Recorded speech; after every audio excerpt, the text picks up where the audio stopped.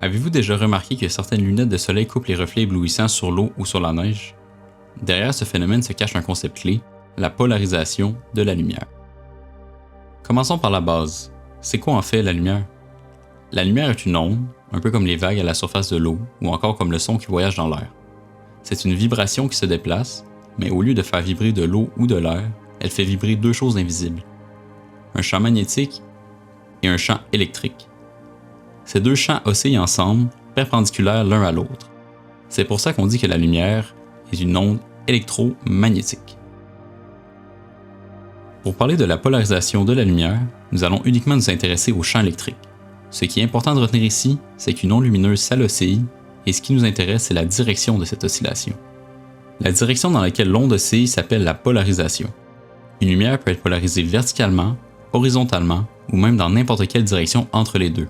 Par exemple, ici, la composante électrique de l'onde lumineuse oscille verticalement, on dit alors que la lumière est polarisée verticalement. En gardant cette logique, ici, notre onde oscille horizontalement, et donc on dit que la lumière est polarisée horizontalement. Maintenant, ce qui est intéressant avec la polarisation, c'est que ça nous permet de trier la lumière. Pour ce faire, on utilise des filtres polarisants. Ce type de filtre laisse passer seulement la lumière ayant une certaine polarisation. Intuitivement, on peut le voir comme plein de petites fentes collées très proches les unes des autres.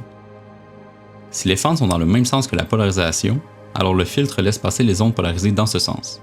Par contre, si on tourne maintenant notre filtre de 90 degrés, alors les fentes ne sont plus dans le même sens que la polarisation et donc la lumière est retenue par le filtre. En fait, c'est exactement comme ça que fonctionnent les lunettes de soleil polarisées. La lumière qui se réfléchit sur les surfaces est généralement polarisée horizontalement, alors que les lunettes ne laissent passer que ce qui est vertical. Ainsi, elles permettent de diminuer grandement l'éblouissement lorsqu'on regarde une matière très réfléchissante comme l'eau ou la neige. Jusqu'ici, on a parlé de la lumière comme d'une onde. En fait, la lumière peut aussi se comporter comme de minuscules grains d'énergie qu'on appelle des photons. Il se trouve que chaque photon a sa propre polarisation que nous exprimerons avec une flèche. Encore une fois, sa polarisation peut être dans n'importe quelle direction, horizontale, verticale ou autre. Quand on dit qu'une lumière est polarisée, c'est en fait que tous les photons qui la constituent sont polarisés de la même manière. La polarisation peut être dans n'importe quelle direction, mais ici, nous allons nous intéresser à 4 directions spécifiques qui nous seront bien utiles pour la suite. Les directions qui nous intéressent sont la polarisation verticale, que nous dénoterons par un V, la polarisation horizontale, dénotée H, la polarisation diagonale, dénotée D, et la polarisation antidiagonale, dénotée AD.